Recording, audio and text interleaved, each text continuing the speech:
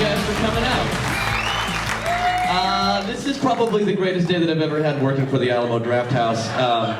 And I want to thank you guys all for deciding to share it with me, despite the fact that there's the Pecan Street Festival going on, because we're about to go on a tour de force of a film where if you're seeing it for the first time, literally your eyes are going to be bashed into the back of your skull with how incredible and how hard this movie will hit you. This movie, I'd only ever seen a 35mm trailer that we played in the theater pretty regular, and I was like, man, that movie's incredible, we should show it at the Drafthouse. And one of my coworkers was like, that will never happen, there's no prints of this movie that exist. He's like, I've been looking for 8 years, and I was just like, wow, that really broke my heart. And then I was just like, you know what, I know, I'm going to show Stone Cold and I'm going to find Stone Cold. He's like, good luck, dude. And so I called the dude who sent me to a dude who lived in Canada, who owned an old drive-in movie theater. And he was just like, hey, I hear you're looking for a print of Stone Cold. I own one movie, and I own Stone Cold on 35mm. And then I go, well, this is going to be hard, but can I have that print of Stone Cold? And he was just like, no, I'm not really motivated to sell it. But, I mean, you'd have to give me some money for it. And I was just like, well, how much money are you talking? So the guy tells me a price, and then I just go, I'm not spending my money. So now, Tim Leake, you were the proud owner of this exclusive, only 35mm print in existence of Stone Cold. And you guys are going to be the first people to watch this movie. I think it's an original release, and this guy hadn't watched it in like 8 years, so we did a tech to make sure everything was all there, but you guys are going to get 100% unfiltered Stone Cold on your face tonight. But before we watched the film, I figured there should be a guy that should come up and say hello to you guys, because I've seen the trailer, and I've heard it over the loudspeakers so many times, but it's my distinct pleasure to be able to say to you, ladies and gentlemen, I'd like you to meet Mr. Brian Bosworth.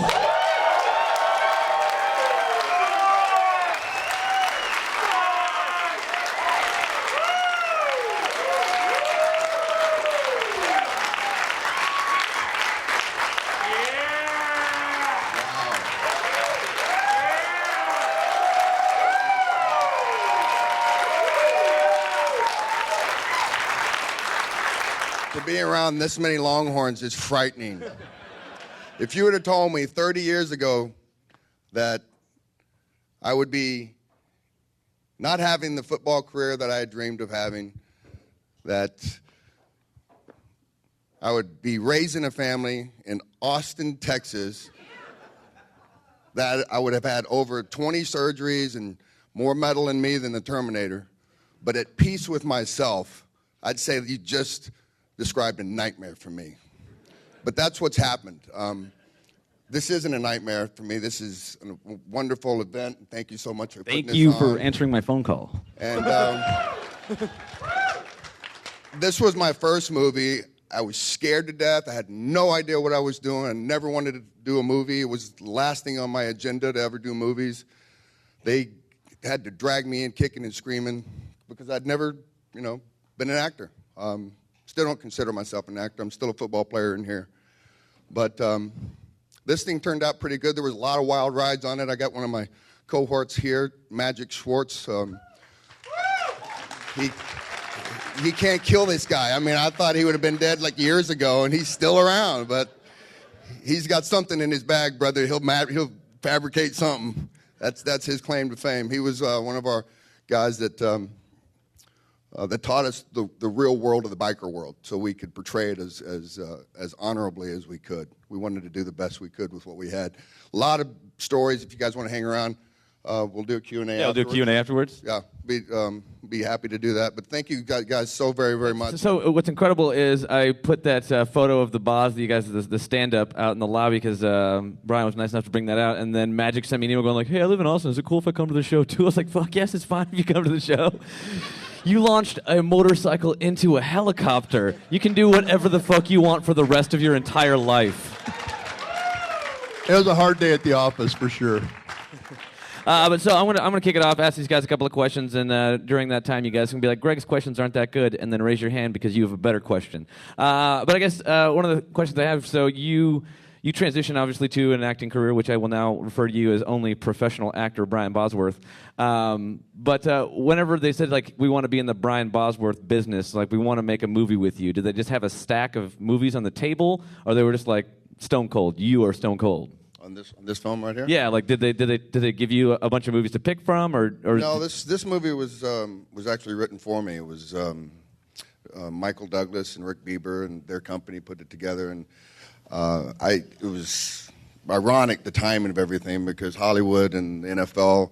I was only focused on the NFL, and my agents at the time were spending their time working on other crafts for me to do in the off season, and they thought it'd be kind of cool if I'd made a movie in the off season, not thinking how hard it was really going to be to make a movie. But that year was the year I got injured. I got injured my last game, my rookie year, so I played the year two completely injured, and then we started filming this in 1990.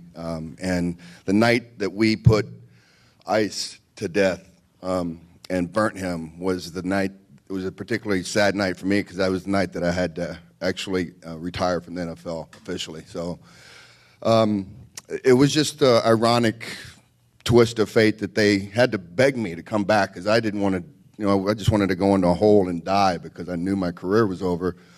But this thing was sitting there, and they said, you have to come back and you got to get on with your life. Life goes on, and it's easy for them to say because they're in Hollywood. And came back and jumped into an acting school real quick and, got some beat and some traction down. And, we made the movie. We had all kinds of problems at the very beginning of the movie. The beginning of the movie was shot 4 weeks, and I had a family. I was a wife and a child and a sister, and it was done completely different. And that got axed out. And we ended up making me a loner with a pet iguana that I don't know where that came from. They wrote it for you. And then when Craig Baxley showed up, he was the second director who came on, and he said, look, I don't know the script at all. I'm going to leave that up to you guys. I was hired to blow shit up and kill a lot of people. So that's what we're going to do starting today. So that's what we did. We blew up a lot of shit, and my son pointed out, Dad, you didn't really save anybody. Everybody dies. So, yeah. Thanks, Max, for the obvious. How do you feel as a man whenever they're like, we wrote this for you, and then you reading it, and that's like the mirror that somebody looks at you like. You're like, you seem like the kind of guy that'd have a Komodo dragon and ride a motorcycle and just have hot babes around him. In my mind, you're wearing pants now, but you definitely wear like those T-top sexy briefs. In my mind, I would have written that into the script. That was all my wardrobe, by the way. All this stuff, the bike was all mine. The wardrobe was all mine. As outrageous as it was, that was the Boz in Hollywood right there. But yeah, as soon as I lost my career, the first thing I got was a Harley Davidson. I'm getting on a bike. So. But so like are there other things that are peppered from your personality into it, or they're just like, we want to like make like a real character piece to bring your personality out? They gave me a lot of autonomy. They just said, hey, look, here's the character. We're going to kind of give a framework, but a lot of the lines, and I do this in most of my movies. I'll look at a scene and I get the gist of a scene. And I go, I don't like that line. I don't like that line. I'm going to do this. I'm going to say this. This makes more sense. And then we end up rewriting that scene, which drives the directors and producers crazy. But who's going to fight with you? Exactly. Magic, I want to ask you this. Did you conceive of the stunt for that actual one, or how is it to go to work going like, hey, you need to launch a motorcycle into a helicopter today? Well, it was a lot of work for everybody. We kind of all put our heads together. I helped kind of construct the air cannon that shoots the bike out. We found an old junk bike, and we made it look like mine. And it was kind of about an 8-person project. And Craig Baxley, I don't know if you guys know, was the director of the last 5 years of A-Team. So that's where all the stuff got blown up at, because that's what he's famous for. And they had no clue that we in Arkansas. They knew we had a permit to shoot at the Capitol, but they had no clue we were riding motorcycles up the marble stairs. They had no clue that we were blowing up a helicopter 15 feet in the parking lot. They had no clue there was a helicopter coming down Main Street. So they had to fight with the insurance company. Said, "Look, you get 3 days to shoot this. Shoot it as fast as you can before they come in and the Secretary of State got impeached directly after that movie. No, I'm serious. That was a true story.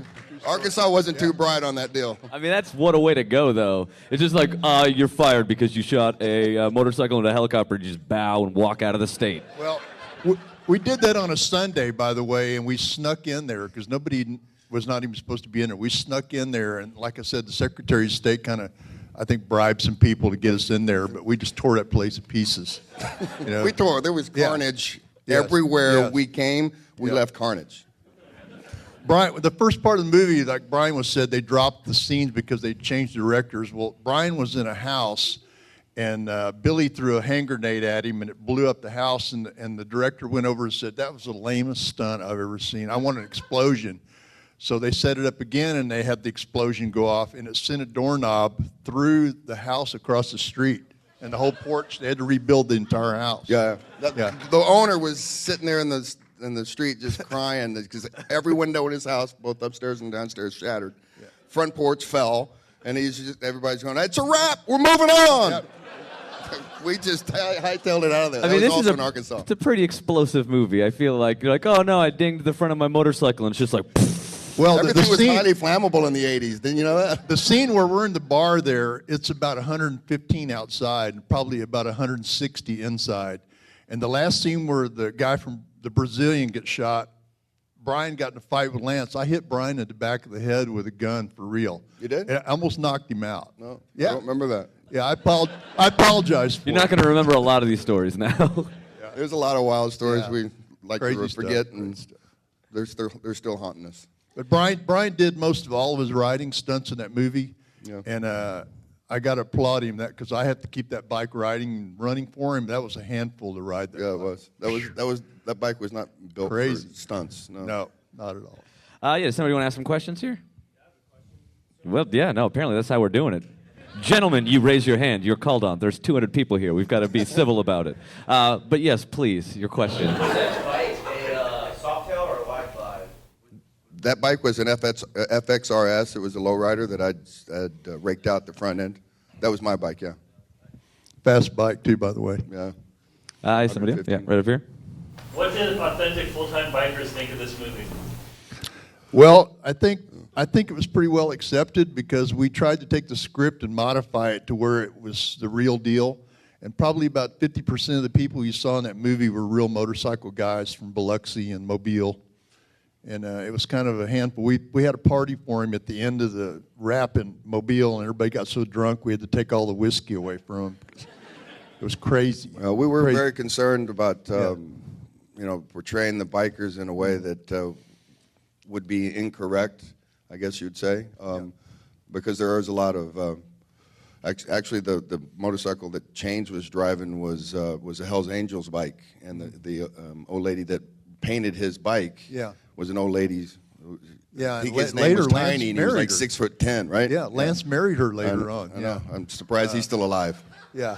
So Married wait, a Hell's so wait, Angel- Lance stole the Henriksen Hell's met, Angels met old his lady. That's wife great. while they were filming this movie? Lance what? Henriksen met his wife on this movie? Yeah. That's awesome. Yeah, somebody else? Oh, sorry, I'll go to you after Bert. So I read a little bit of your book. I read the cliff notes of your book. Right. So approximately, it's twofold. Okay. Approximately, how many women have you slept with, and what are you doing after that? Whoa. I feel weird calling on her now. I shouldn't answer that. My son and my wife are here. Yeah, question in the back. Yeah. There's a way to politically correct. Your first movie, how was it like working with actors as such Lance Henriksen and William Forsythe? How were they? I leaned on them hard. I really had to learn the craft quickly because the filming had to start in May. So I really only had about 3 months of working with my acting. I had my acting coach there with me, but they were very gentle with me with regards to understanding the craft. And He became an actor. he became an actor. Yeah. William was a little bit crazy because he really got into the part. He wore that same outfit every single day. He never washed it. I don't think he ever showered or brushed his teeth the entire film because he stunk. I mean, it was gross. But he really got into the acting part of it. But people had said that he was a little bit off his rocker a little bit, and He gets like that. He gets like Yeah. that. Yeah. He gets like So you told us about obviously like the hardest day that you had on the shoot, but did you have like a day where you just like, this is the best? Like you just had the best day while shooting? Like, was there anything that was just genuinely fun or that you just loved doing? Yeah, the fight scene in the pit was a real blast because we were going to Motley Crue after the scene was over. How was Motley Crue?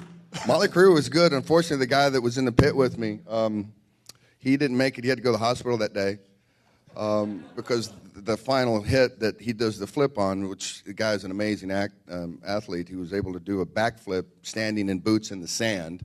I've seen him, by the way. We choreographed that fight in a hotel room. Yeah, we did. It was a real fight. Yeah. But we did all handheld, and the director kept saying, "I'm seeing air on that last punch." I'm going, "There's no way you're seeing air. I can feel his whiskers on my knuckles." Right. Yeah.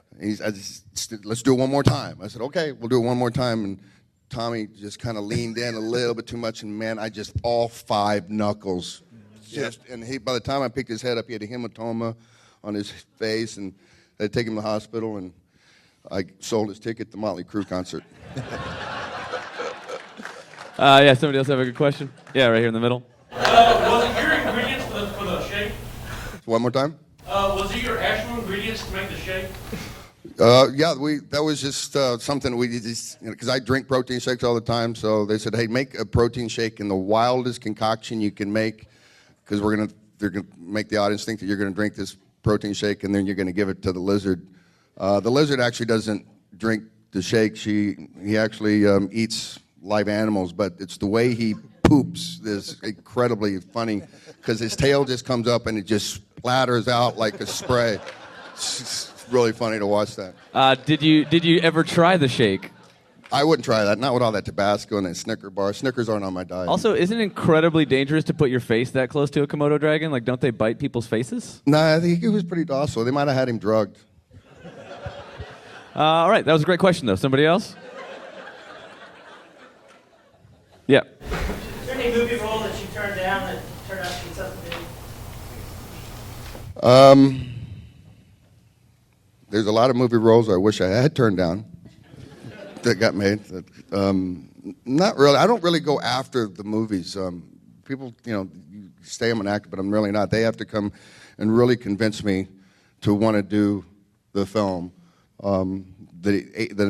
If it wasn't for my agent during the 90s, because the 90s was so painful for me during the surgeries of trying to get my body back working, those films, they were just kind of lined up.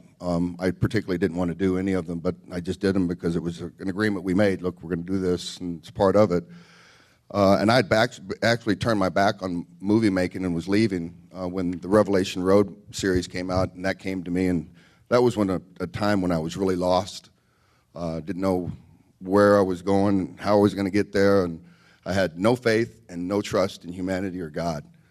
And it was really that movie that turned my life around and allowed me to find a relationship with Jesus Christ. So that was the beginning of my life. And it's ironic that that's why I said at the beginning of the movie, if you'd have said 29 years ago I'd be in Austin, Texas, raising a family without the career that I wanted, in peace with it and be okay with it, I wouldn't have done it without the grace of God.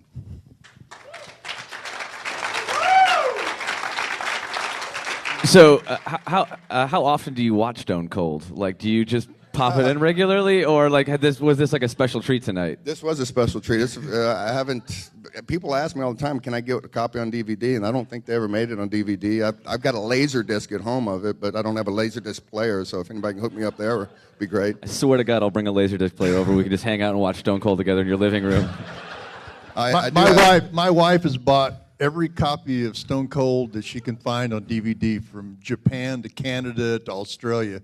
Well, we can get together. We can make some money later. Yeah, exactly. I'd like to find that guy that bought the actual film. I'd be interested in buying that from him. Tim League, owner of the Alamo Drafthouse. You can literally get it from his sure the cold, price dead just went up. hands. Yeah, somebody got a question?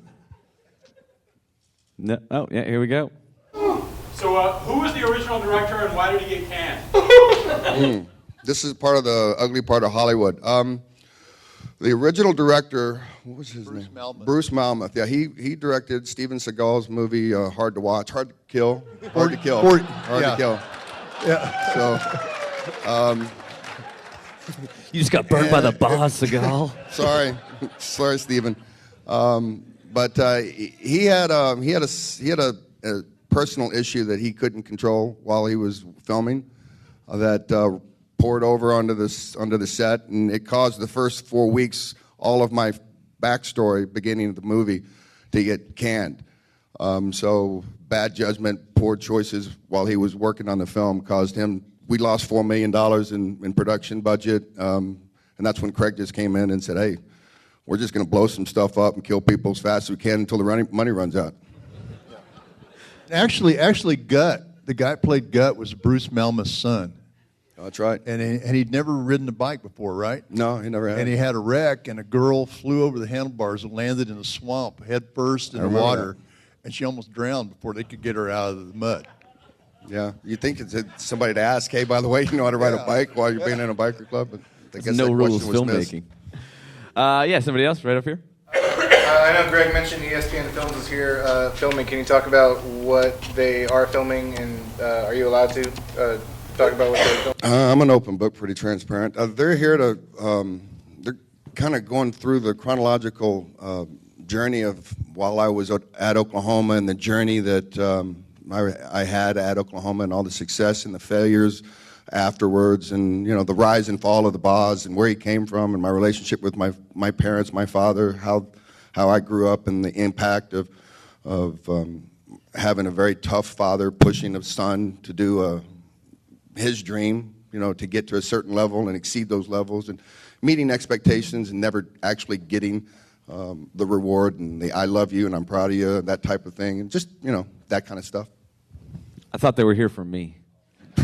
They'll probably get you later. Yeah, somebody else have one? Here we go. Have there ever been talks for a Stone Cold 2? Yes, we've actually tried to get Stone Cold 2 many times. There's so many players, producers that own bits and pieces of it. I'm not going to be in it for sure. Yeah, if you keep living, you will be. But nobody wants to. Sell their part of it, and they can't get. Somebody doesn't want to come in and just say, "Well, fine, I'll just give you X amount of dollars, and I'll take all of it." So it's I guess, a Hollywood political thing. Is there a script for it? No, they would make one. I mean, it wouldn't be that hard to make one. Obviously, just kill people and blow shit up. You're a very honest man. Yeah, somebody else have a question? It's your last chance to ever ask the Bosworth Magic a question. Why? What's going to happen to me later? I don't know. Just they're probably not going to be in the same room with you over again. I got to say that it was an honor and a pleasure to be able to work on this movie and to hang with Brian for 6 months. I think we were doing that Before and after, yeah. And we get along. Just to get involved and be there and teach Brian kind of the backstory of motorcycle guys and Lance too. It was just a pleasure and an honor to be involved with it. And Craig Baxley, I can't think of a better director to work for. Just mellow, easygoing guy, very talented. But I got to tell you, Brian went way beyond the limit for all the stuff he did in that movie, because it was punishing. It was so hot. He had to wear that leather jacket.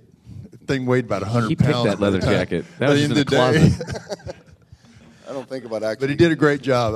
It was Thank just a you. really fantastic experience on my behalf anyway. I can't thank you guys enough for coming out tonight, Brian Magic. This was truly a very, very special night that we never thought was going to happen because somebody in Canada was keeping this print hostage, but we got to watch it tonight, and you guys made a dream come true. Now it's home where it belongs. Thank you guys for being here. Don't go!